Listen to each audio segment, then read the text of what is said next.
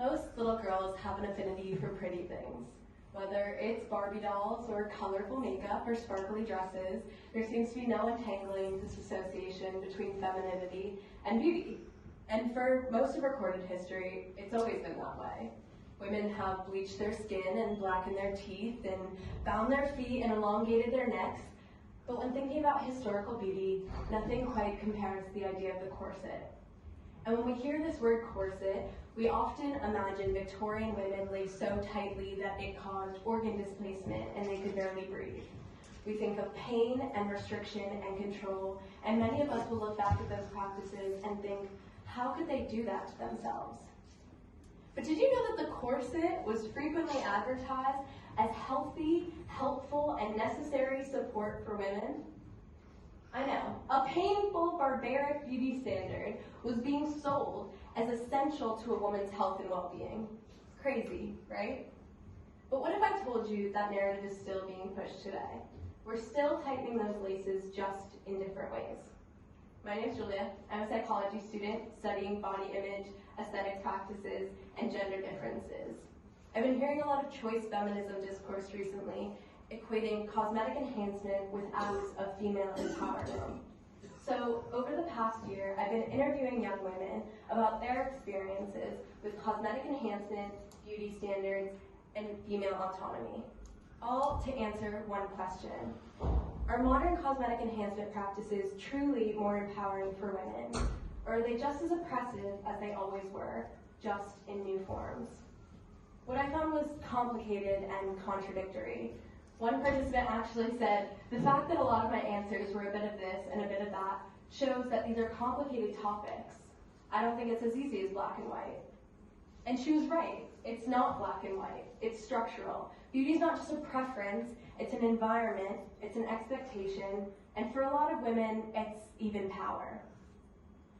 By far, the most common theme I found in my research was that young women don't experience beauty standards as optional.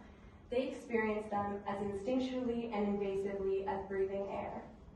These participants told me that there's always some kind of societal beauty pressure being shoved down their throat, and I don't seek out this information, but it always finds me.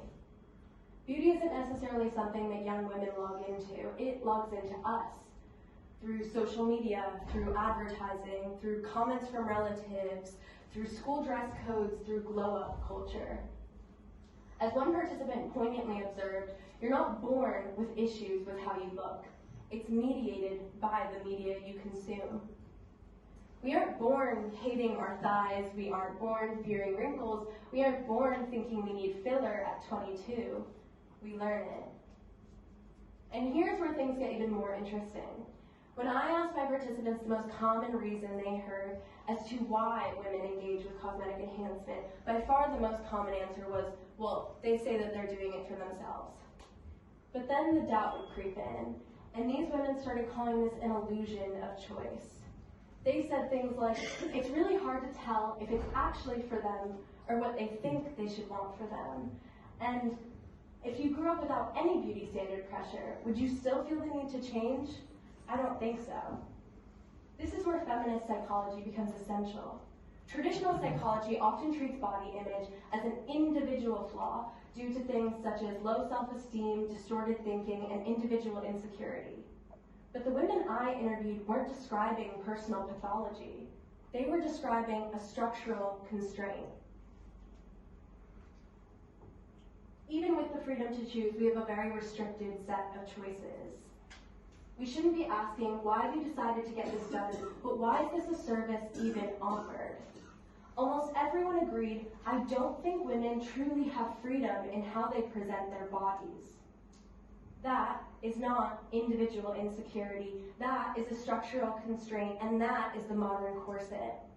Beauty being weaponized against women to promote insecurity, competition, and control, but under the modern guise of empowerment and autonomy. Another theme that came up in my research was, of course, the role of the male gaze. These women told me, consciously or not, you are, even from a young age, catering to the male gaze. And I feel like the male gaze has really just seeped into every aspect of life. And I feel like underneath all of it, all beauty standards are performative for men. There was a through line of women feeling pressured to shrink themselves in comparison to masculine ideals of being large, imposing, and powerful.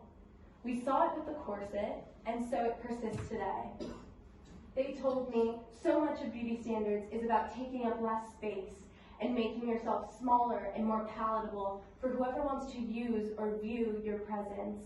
And I used to look at my arms and legs and imagine if I could just cut off part of them and then it would be thinner.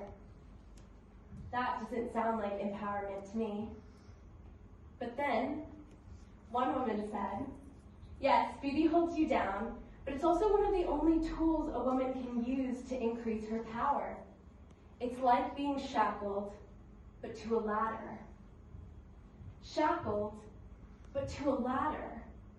I mean, so many told me that beauty gives women access, social privilege, romantic validation, and even professional advantage, and yet it's the very thing that keeps that standard in place.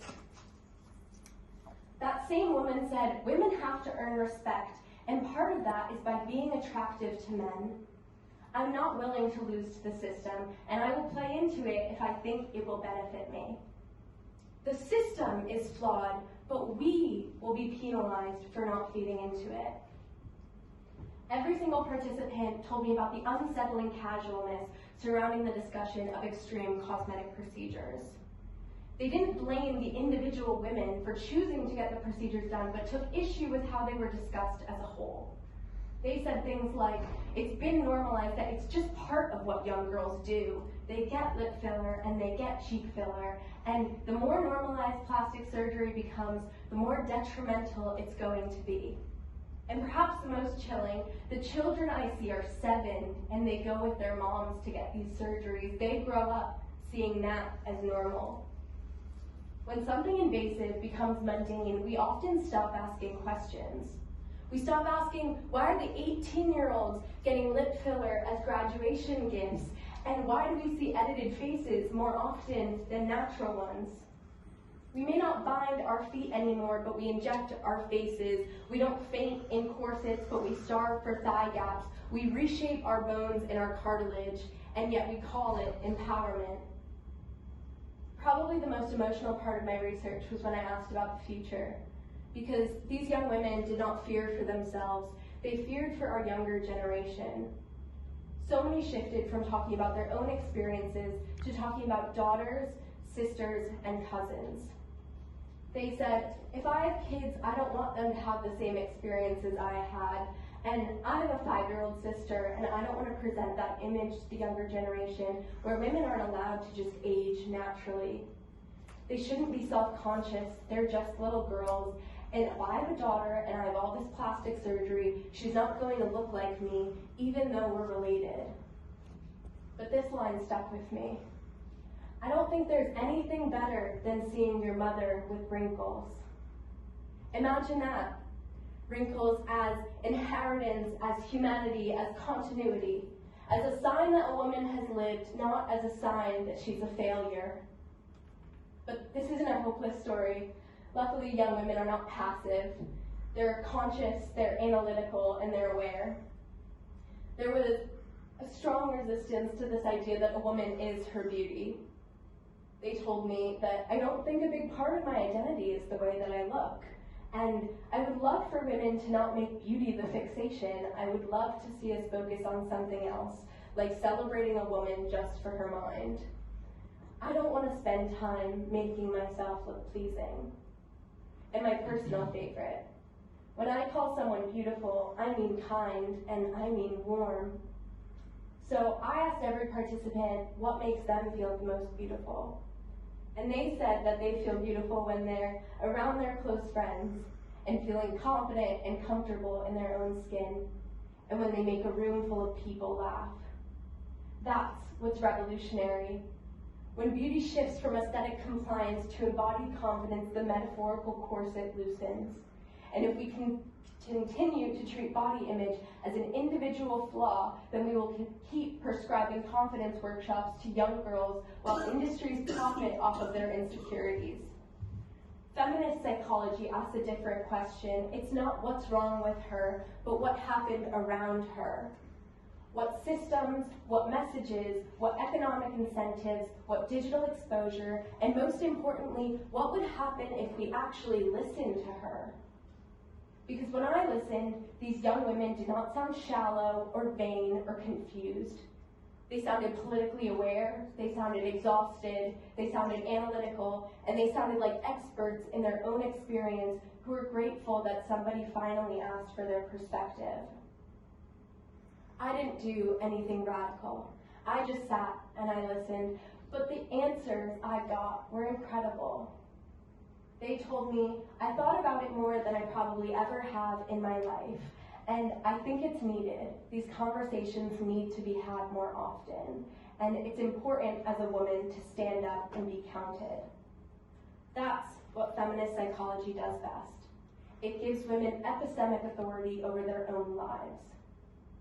So, if Victorian women laced their corsets and restricted their breathing because that was the standard of beauty, then what's restricting us today? Is it our weight, our pores, our calories, our lips? And more importantly, if the corset is now invisible, then how do we know when we're actually wearing it? Maybe the first step is just to notice the laces and to ask who tied them. Thank you.